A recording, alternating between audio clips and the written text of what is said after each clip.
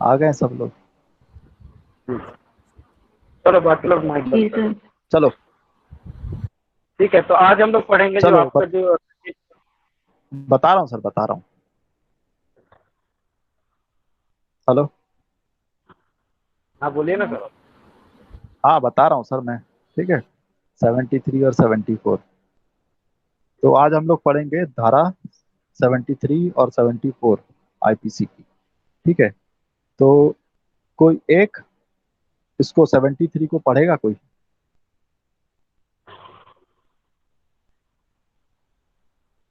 कि मैं ही पढ़ूं? नहीं सर, मैं पढ़ रही हूँ।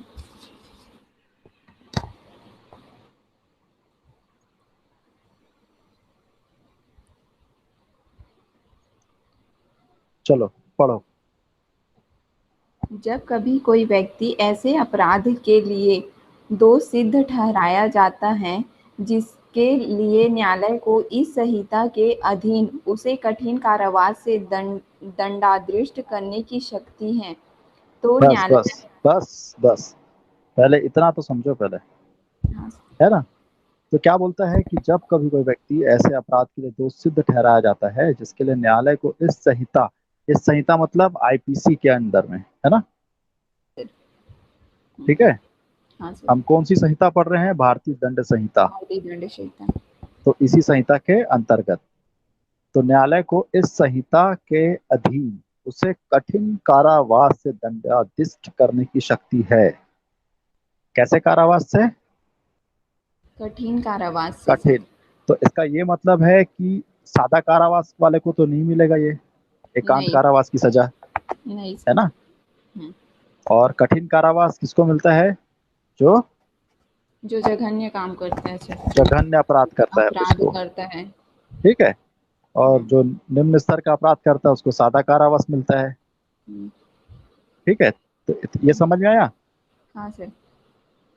तो न्यायालय को इस संहिता के अधीन उसे कठिन कारावास से दंडादिष्ट करने की शक्ति है। तो न्यायालय अपने दंडादेश द्वारा आदेश दे सकेगा कि अपराधी को उस कारावास के जिसके लिए वह दंडादिष्ट किया गया है, मतलब अगर किसी को हत्या के लिए दंडादिष्ट किया गया है, किसी को डकैती के लिए दंडादिष्ट किया गया है, रेप के लिए दंडादिष्ट किया गया है ना? तो ऐसे कुछ अपराध हैं। तो उस कारावास जिसके लिए उसको दंडादिष्ट किया गया है, दंड दिया गया है, उसके किसी भाग या भागों के लिए, यानी कि जैसे 3 साल की सजा दे दी गई है, 5 साल की सजा दे दी गई है, 10 साल की सजा दे दी गई है ना? ठीक है। हाँ सर। जो कुल मिलाकर 3 माह से अधिक के ना होंगे।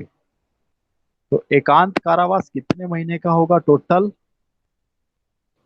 कुल मिलाकर 3 माह से मतलब अधिक तीन नहीं होना महीने से चाहिए। अधिक नहीं होगा। नहीं होना चाहे चाहिए। अपराधी को 10 साल की सजा हो, चाहे 1 साल की सजा हो। ठीक है। तो वो 3 महीने से अधिक के ना होंगे। अब दिया है निम्न मापमान के अनुसार एकांत परिरोध में रखा जाएगा।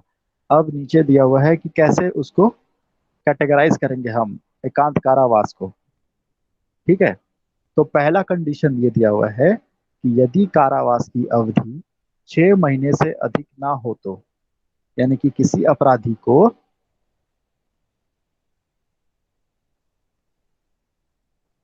ये ज्योति कहाँ चली गई?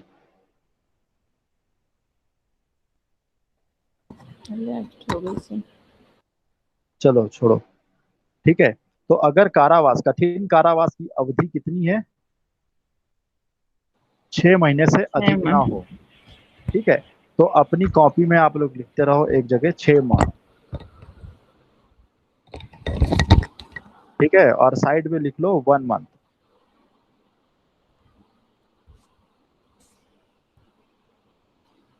क्या करोगे?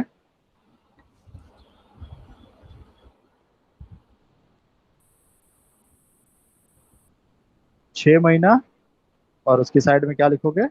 वन एक मंथ महीना। अच्छा। ठीक है। हाँ सर। दूसरा कंडीशन क्या बोलता है? जो 6 महीने से ज्यादा है और 1 साल से कम है। अगर कोई कठिन कारावास की सजा किसी को मिली है जिसकी सजा कितनी है? 6 महीने से ज्यादा है और 1 साल से कम है, है ना। तो हाँ उसको सर। कितने दिन का एकांत कारावास मिलेगा? 2 महीने का। ठीक है। और तीसरा कंडीशन क्या दिया हुआ है कि यदि कारावास की अवधि 1 वर्ष से अधिक है तो 3 माह से अनधिक समय, यानी कि 3 महीने से अधिक नहीं होगा। अगर 1 साल से ज्यादा है कठिन कारावास की अवधि, तो उस कंडीशन में कितने महीने की सजा मिलेगी एकांत कारावास की? 3 महीना। ठीक है। हाँ सर। तो हम ये यहाँ पर ये पढ़े कि एकांत कारावास की अवधि कितनी होगी? 6 महीने की कंडीशन में 1 महीना, हम्म। 6 महीने से 1 साल तक की सजा होगी तो 2 महीना, 2 महीने की। और 1 साल से ज्यादा की सजा होगी तो कठिन 3 महीने। कारावास की, तो उस कंडीशन में एकांत कारावास की अवधि कितनी होगी? तीन तीन महीने से महीने अधिक नहीं होगी। तो हम लोग ऊपर में पहले ही पढ़ लिए हैं कि एकांत कारावास की जो अवधि होगी वो 3 महीने से अधिक की नहीं होगी किसी भी कंडीशन में, है ना। तो जो ये 1 वर्ष से अधिक बोल दिया है, तो चाहे वो 14 साल की मिली हो, चाहे 10 साल की मिली हो, 15 साल की मिली हो, 9 साल की मिली हो, 7 साल की मिली हो, उससे कोई मतलब नहीं। ठीक है। उस कंडीशन में सजा कितनी मिलेगी आपको एकांत कारावास की? 3 माह तक सर। 3 माह तक। तो मैक्सिमम कितने महीने तक की आपको एकांत कारावास हो सकता है? 3 माह तक सर। 3 माह तक। सिर्फ सरोज आप ही की आवाज आ रही है और किसी की नहीं आ रही है।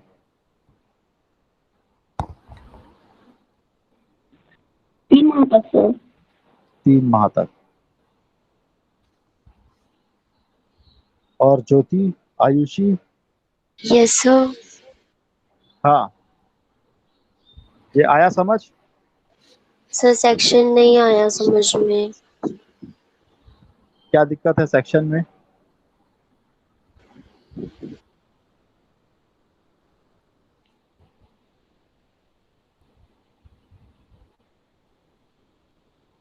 पता नहीं सर, बस नहीं आया। बस ये देखो, समझ आया कि इसको 3 महीने से।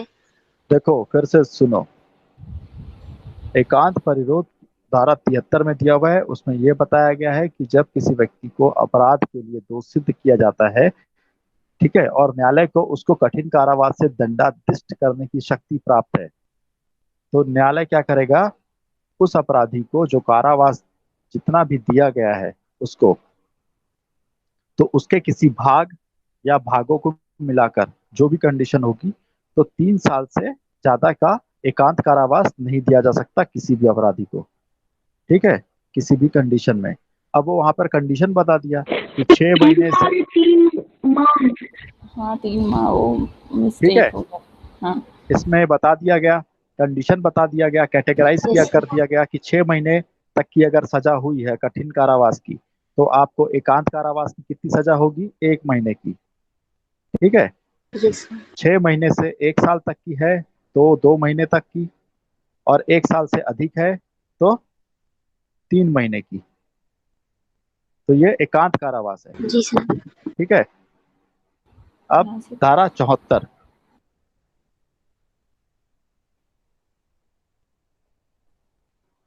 अब देखो, धारा 74 क्या बोलता है? एकांत परिरोध की अवधि, यानी कि जो एकांत कारावास जो काल कोठरी में जो जिसको डाल देते हैं उसकी सजा उस कितने दिन की होगी वो बता रहा है इसमें। ठीक है। तो ये बोलता है कि एकांत परिरोध के दंडादेश के निष्पादन में ऐसा परिरोध किसी दशा में भी एक बार में 14 दिन से अधिक नहीं होगा। ठीक है। ये क्या बोल रहा है? किसी भी दशा में एक बार में 14 दिन से अधिक नहीं होगा। तो क्या मतलब है? जैसे किसी को 1 महीने की सजा मिली एकांत कारावास की, है ना, तो उसको यस सर। 14 दिन से अधिक सजा नहीं मिलेगी 1 महीने में।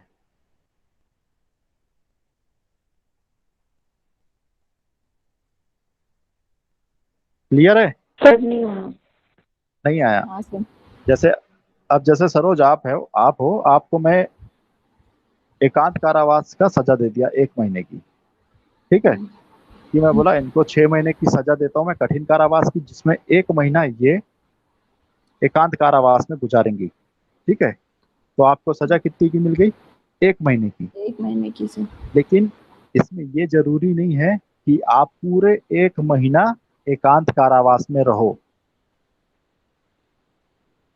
हाँ सर, इसमें 14 दिन तक रह सकते हैं। इसमें क्या बोला कि किसी भी दशा में एक बार में 14 दिन से अधिक की नहीं होगी। अगर आपको एक बार में 1 महीने की सजा मिली है तो वो अवधि कितनी होगी? 14 दिन की। 14 दिन की सर। थोड़ा दिन की। ठीक है, फिर हाँ बोलता सर। है साथ ही एकांत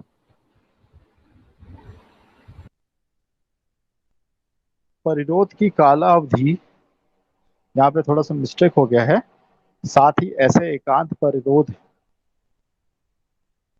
है ना, एकांत परिरोध की कालावधियों के बीच में उन कालावधि से अन्यून अंतराल होंगे, और जब दिया गया कारावास 3 महीने से अधिक हो तब दिए गए संपूर्ण कारावास के किसी एक माह में एकांत परिरोध 7 दिन से अधिक नहीं होगा।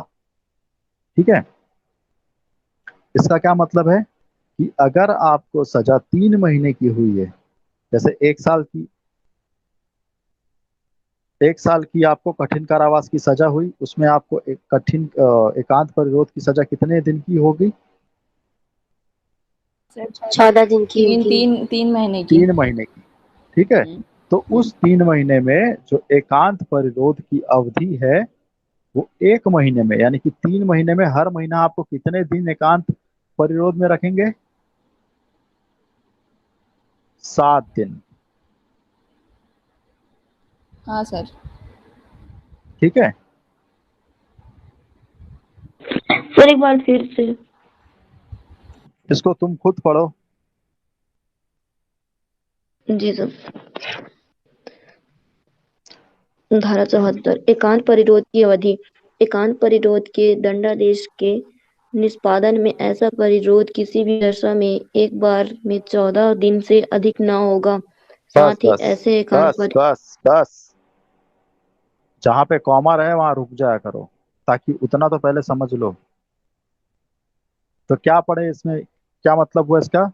एकांत परिरोध के दंडादेश, यानी कि जब आपको एकांत परिरोध की सजा मिली तो उसके एग्जीक्यूशन में ऐसा जो परिरोध है, कन्फाइनमेंट है, किसी भी दशा में एक बार में कितने दिन से ज्यादा नहीं होगा? 14 दिन से सर। 14 दिन से अधिक नहीं होगा। हम्म, ठीक है, साथ ही ऐसे एकांत परिरोध की कालावधि के बीच में उन कालावधि से अन्यून अंतराल होंगे, और दोनों के बीच में ना जितने दिन का वो दिया गया है आपको सजा, जैसे 14 दिन बोल रहे हैं ना, हाँ सर। तो 14 दिन का गैप भी मिलेगा आपको। हम्म, ठीक है, अंतराल हाँ होता है ना, सर। जो गैप वो है। हाँ। और जब दिया गया कारावास, फिर जब बोलता है कि जब दिया गया कारावास 3 महीने से अधिक हो। ठीक है, हाँ सर। 3 महीने से अधिक हो तब दिए गए संपूर्ण कारावास मतलब एकांत कारावास की जितनी अवधि है आपकी, चाहे वो 2 महीना हो 3 महीना हो, तो यहाँ पर क्या बोला? 3 महीने से अधिक हो, है ना, हाँ सर। तब दिए गए संपूर्ण कारावास के किसी एक माह में एकांत परिरोध 7 दिन से अधिक नहीं होगा। जैसे आपको 10 महीने की सजा मिल गई, ठीक है, हम्म, समझ रहे हो बात को? हाँ दस सर। महीने की सजा में बोल रहा जी है सर। कि उसमें से कोई भी 1 महीना, अब 10 महीने में आपको दो, जैसे 6 से 1 साल है, तो ये 10 महीना किस में आया? 2 महीने वाले में आया। हाँ सर। 2 महीने का एकांत कारावास, तो ये 10 महीने में भी 10 महीने में कोई 1 महीना आपको एकांत कारावास की सजा देंगे। ठीक है, और वो एकांत कारावास की जो अवधि होगी वो उस महीने, जिस महीने आपको एकांत कारावास की सजा मिलेगी, तो वो जो सजा का दिन होगा वो 7 दिन से अधिक नहीं होगा। समझ रहे हो? हाँ सर। नहीं समझे? सर एक बार और। नहीं समझ आ रहा है। देखो 7 दिन का सजा दिया इसमें। हाँ सर। एक महीने में नॉर्मली कितने दिन होते हैं? एक महीने में 30 दिन या 30 31 दिन। दिन। ठीक है, 30 दिन या 31 दिन। ठीक है, हम्म। मान लो उसको मैं सजा दिया नवंबर के महीने में, जहां पे 30 दिन होता है। हाँ। ठीक है, अब उसको मैं सजा दिया कि आपको 10 महीने सजा काटना है, तो नवंबर दिसंबर से लेके सितंबर तक का उसको 10 महीने की अब सजा भोगनी है। ठीक है, हम्म। और ये बोल दिया गया कि इस 10 महीने में 2 महीना आपको क्या करना है, एकांत कारावास की सजा भोगनी है ना? हाँ सर। अब मैं क्या किया, उसको नवंबर में ही, पहला महीना नवंबर में ही उसको एकांत कारावास की सजा दे रहा हूँ। हम्म। तो ये बोल रहा है कि उस एक महीने में 7 दिन से ज्यादा तक नहीं रख सकते आप उस किसी भी व्यक्ति को एकांत परिरोध में। हम्म। हाँ सर। ठीक है, हाँ सर। और मैं ये भी बोला कि जितने दिन का कारावास मिलेगा एकांत परिरोध में, यानी कि जितने दिन आपको एकांत परिरोध में रखेंगे उतने दिन आपको गैप मिलेगा। ठीक है, तो हाँ सर। 7 दिन आपको रखे और 7 दिन हम्म। गैप फिर मिला। हम्म। ठीक है, तो ये कितने दिन हाँ हो गए?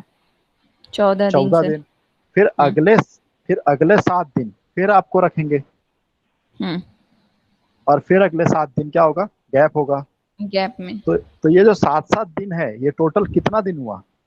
14 दिन सर। 28 14 दिन। दिन 14 दिन। और ऊपर क्या बोला गया है कि किसी भी दशा में एक बार में 14 दिन से अधिक। अधिक नहीं मिलेगा सर सजा, मतलब ठीक है, 14 दिन तो तक रख सकते हैं कारावास में। ठीक है, समझ गए?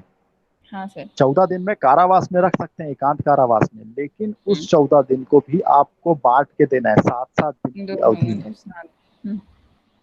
ठीक है, आप एक बार में 14 दिन नहीं कर सकते, आपको 7 7 दिन तक रखना है। आया समझ? हाँ सर। जी सर। लो हेमंत सर, हाँ सर। तो लो बताओ अब धारा 75 लोग को। अच्छा ठीक है, तो 74 और 73 और 74 आप लोग को क्लियर हो गया। हाँ सर। सर आप पहले ना इन तो अब लोग देखते हैं सुनो ना सर, इन लोग से ना उसमें हम्म। डाउट पूछ लो और थोड़ा और क्लियर तो कर दो इन लोग को। डाउट वाले में करेंगे ना, ग्रुप डिस्कशन वाले में पूछेंगे। ठीक। अब इसको खत्म कर देता हूँ। ठीक है, तो 75 आपका क्या बोलता है कि पूर्व दो सिद्धि के पश्चात अध्याय 12 या अध्याय 17 के अधीन कतिपय अपराधों के लिए वर्धित दंड के संबंध। ठीक है, तो ये इसको आप सामान्य भाषा में पहले इस चीज को समझ लीजिए कि 75 क्यों डाला गया है यहाँ पे। कि देखिए जो 12 और अध्याय 12 और अध्याय 17 है, ठीक है, तो अध्याय 12 में आपको जो अपराधों का जो वर्गीकरण दिया गया है, जिन अपराधों के लिए दंड की व्यवस्था की गई है, वो है सिक्के और सरकारी स्टाम्पों संबंधी अपराध के लिए दंड की व्यवस्था की गई है अध्याय 12। और जो अध्याय 17 है उसमें बताया गया संपत्ति के विरुद्ध अपराध, अर्थात जो चोरी, लूट, व्यापन, डकैती, इन सारे प्रकार के जो अपराध हैं वो आपके 17 में बताए गए। तो ये क्या कह रहा है 75 को कि पूर्व दो सिद्धि के पश्चात अध्याय 12 या अध्याय 17 के अधीन कतिपय अपराधों के लिए वर्धित दंड। कि ये बोल रहा है कि अगर आपने 12 और 17 के अध्याय के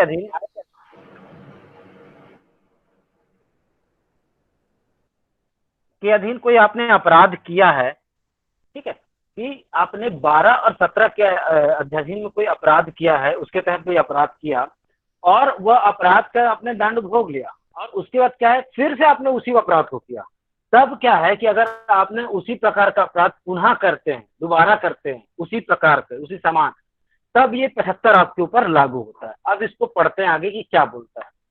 जो कोई व्यक्ति का भारत में किसी न्यायालय द्वारा इस संहिता के अध्याय 12 या अध्याय 17 के अधीन 3 वर्ष या उससे अधिक की अवधि के लिए दोनों में से किसी भांति के कारावास से दंडनीय अपराध के लिए दोष सिद्ध ठहराए जाने के पश्चात उन दोनों अध्यायों में से किसी अध्याय के अधीन उतनी ही अवधि के लिए वैसे ही कारावास से दंडनीय किसी अपराध का दोषी हो, तो वह हर ऐसे पश्चातवर्ती अपराध के लिए आजीवन कारावास से या दोनों में से किसी भांति के कारावास से, जिसकी अवधि 10 वर्ष तक की हो सकेगी, दंडनीय होगा।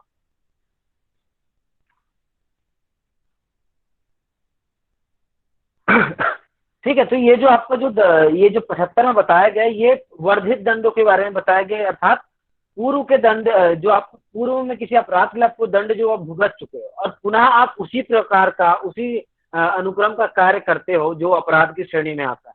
तो ये कह रहा है कि भारत में किसी न्यायालय द्वारा इस संहिता के अधीन जो 12 है, 12 में आपका बताया गया है किसका, सिक्के और सरकारी स्टाम्पों संबंधी अपराधों के संबंध में बताया गया है, और अध्याय 17 में आपका बताया संपत्ति के विरुद्ध अपराध के अधीन 3 वर्ष या उससे अधिक की अवधि के लिए दोनों में से किसी भांति के कारावास से दंडनीय अपराध के लिए दोष सिद्ध ठहराए जाने के पश्चात, तो उसको अगर 12 या 17 जो अध्याय 12 या अध्याय 17 के अधीन अगर उसको 3 साल की सजा मिल चुकी है, 3 या 3 साल से ऊपर की सजा मिल चुकी है, जिसमें दोनों भांति का कारावास था, अर्थात वो कारावास और जुर्माना दोनों से दंडनीय था, ठीक है, उसके ठहराए जाने के पश्चात उन दोनों अध्यायों में से किसी अध्याय के अधीन उतनी ही अवधि के लिए, ठीक है। अब पुनः फिर क्या है, दोनों अध्याय जो है 12 और 17 में से किसी भी अध्याय के लिए, चाहे वो 12 के लिए हो सकता है, वो चाहे 17 के लिए हो सकता है, चाहे वो सिक्के सरकारी स्टाम्प को संबंधित अपराध हो सकते हैं या आपका क्या हो सकता है, संपत्ति के विरुद्ध अपराध हो सकते हैं, के अधीन उतने ही अवधि के लिए वैसे ही कारावास से दंडनीय किसी अपराधी का दोषी। तो जो पूर्व में उन्होंने जो दंड किया, अपराध किया था जिसके लिए 3 वर्ष या उससे अधिक की अवधि की सजा थी, फिर उसने उसी कार्य को दोहराया, ठीक है, तो उसको क्या हुआ, तो वो हर ऐसे पश्चातवर्ती अपराध के लिए आजीवन कारावास से या दोनों में से किसी भांति के कारावास से, जिसकी अवधि 10 वर्ष तक की हो सकी, दंडनीय होगा। तो अगर आप इसी कार्य को दोबारा दोहराते हैं तो आपकी जो अवधि होगी वो पूर्व में अगर 3 वर्ष थी तो अब क्या होगी, 10 वर्ष तक की हो सकेगी, ये कहता है। यहां तक ये चीजें समझ आई आपको?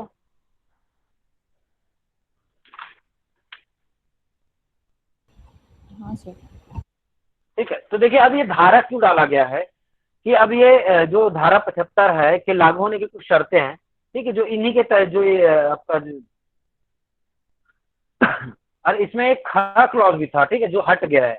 ये क जो है इसके साथ एक ख भी था जो हटा दिया गया है। ख में जिसको 1991 के द्वारा 51 के द्वारा निरसित कर दिया गया है। तो देखिए ये जो 75 लागू होने की कुछ शर्तें हैं कि किसी अपराध के लिए अपराधी को वर्धित दंड दिए जाने के लिए निम्नलिखित शर्तें पूरी होनी आवश्यक है। पहला है कि अभियुक्त की पूर्व में दोष सिद्धि हुई हो। तो जब भी अगर आप 75 का जब उपयोग करेगा कोई न्यायालय, ठीक है, तो उसके लिए उसको क्या है कि 12 और जो 17 है इसके अधीन उसको पूर्व में क्या है, उसको दोष सिद्धि होनी चाहिए, अर्थात उसका ये अपराध सिद्ध होना चाहिए और जिसके लिए उसको दंड मिलना चाहिए।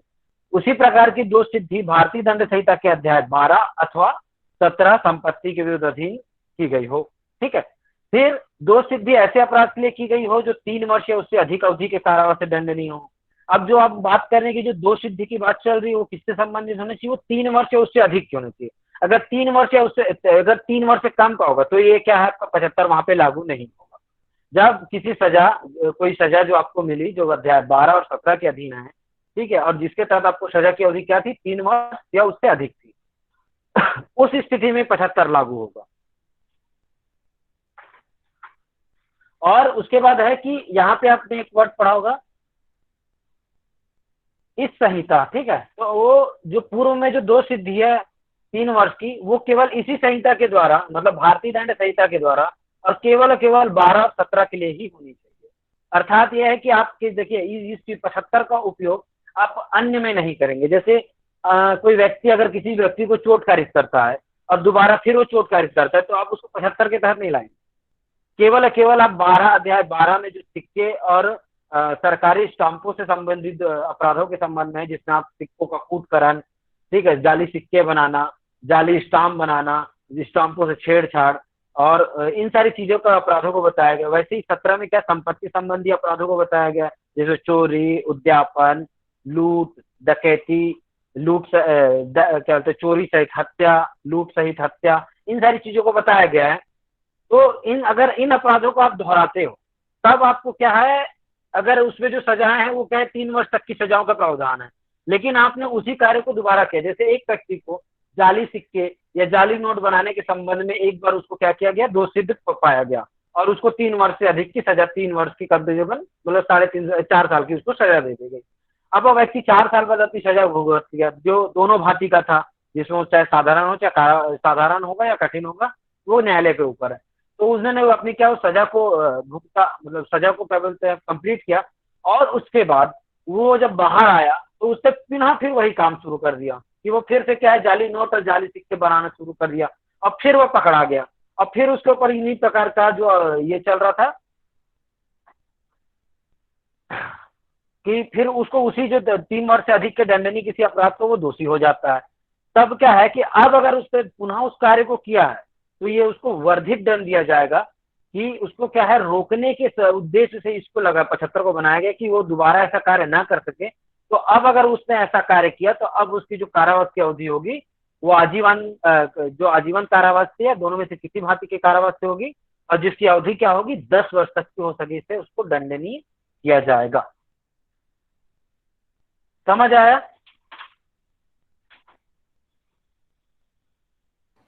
हाँ सर। तो हाँ है ना, बोलो ना जो। हाँ सर। तो देखिए जो 75 है वो आपको केवल जो 12 के तहत जो अध्याय 12 में जो आपका सिक्के और सरकारी स्टाम्पों से संबंधित अपराधों को जो बताया गया है, ठीक है, और 17 में आपका संपत्ति के विरुद्ध बताया गया है। तो आप अगर इस प्रकार का, इतना बस याद है, इस प्रकार का अगर आप इन दोनों अध्यायों के अधीन आपने कोई अपराध किया है और जिसके लिए आप क्या हुए, दोष सिद्ध हो गए, आपको क्या दंड मिल गया, आप है ना, और उस दंड की सजा को भुगतने के बाद पुनः आप जब बाहर आते हो तो फिर से आप चोरी करने लगे, फिर से आपने लूट का कार्य किया, तो उस कार्य को अगर आपने पुनः दोहराया तो उसके लिए क्या है, ये वर्धित दंड देता है, जो क्या है थोड़ा सा ज्यादा होने के साथ साथ, तो इसमें क्या है 10 वर्ष तक की सजा का प्रावधान रखा गया है। क्लियर है? हाँ सर।